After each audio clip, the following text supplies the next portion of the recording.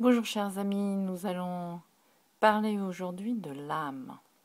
Qu'est-ce que c'est l'âme et qu'est-ce qu'on est venu faire ici? L'âme, c'est cette partie de nous-mêmes qui est infinie. L'âme, c'est difficile d'en donner une définition, c'est plutôt une présence, quelque chose qui nous habite et qui est relié à l'infini, c'est notre partie infinie de nous-mêmes. Donc en tant qu'âme, en fait, nous avons choisi de venir s'incarner sur Terre pour faire des expériences, pour utiliser en fait la planète Terre comme un terrain de jeu, pour apprendre et faire nos expériences. Notre âme, en tant que partie infinie, est connectée, est éternelle en fait, pratiquement. Et donc elle a déjà eu beaucoup de vies, elle en aura encore beaucoup d'autres. Et nous avons choisi de nous incarner à ce moment précis pour faire certaines expériences, pour résoudre certaines choses. Notre âme, en tant que particule infinie, a une mémoire.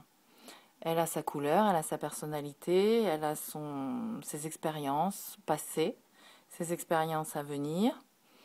Et donc, elle a sa propre couleur, elle a son propre chemin à parcourir, elle est un réservoir de souvenirs. Comment elle se souvient? C'est que tout est enregistré sous forme d'émotion. Et l'âme est venue, dans son évolution, elle apprend à gérer toute cette gamme infinie d'émotions qui existent. Et donc, elle choisit à un moment donné de retourner sur Terre et elle s'établit un programme. Et en fonction de ce programme, elle va choisir ses parents, le lieu où elle va naître, l'heure où elle va naître, le jour où elle va naître, toute la conjoncture, pour que ce soit une conjoncture idéale pour qu'elle puisse réaliser son plan de vie. Alors bien sûr, c'est pas toujours ce que notre personnalité ou ce que notre ego aime, mais c'est toujours exactement parfait quand on regarde du point de vue de ce que l'âme a besoin pour se réaliser.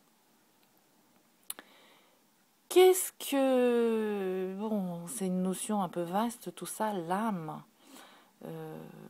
Oui, l'âme, nous avons donc un corps physique.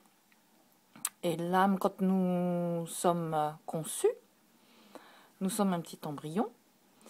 Et puis, l'âme est là-haut, dans l'univers, elle fait toutes ses expériences, et il peut arriver qu'une âme vive sur d'autres plans, d'autres planètes. Et puis tout d'un coup, elle est prête et elle dit, bon, c'est l'heure pour moi de retourner sur Terre. Et arrive un jour son tour. Et donc elle choisit, elle regarde parmi tous les parents et elle dit, ceux-là seront parfaits pour moi en fonction de ce que j'ai à réaliser dans cette vie-ci. Votre but à vous, en tant qu'être humain, c'est de vous ressouvenir. C'est quand on descend dans le plan terrestre, on oublie. On tombe dans l'oubli et en général on oublie pourquoi on est venu, ce qu'on a à réaliser. Et notre but en tant qu'être humain, c'est de devenir conscient et de se souvenir de qui on est et de ce qu'on est venu faire. Donc pour ça, il existe des tas de techniques. Et quand donc on réalise qu'on peut fonctionner en accord avec notre âme, qu'on rappelle notre âme à nous-mêmes, parce que l'âme, en tant que particule infinie, en tant que présence infinie, elle est aussi elle peut être éthérique, donc elle va dans le monde subtil. Et c'est à nous de l'appeler, c'est à nous d'avoir le désir de fonctionner avec elle.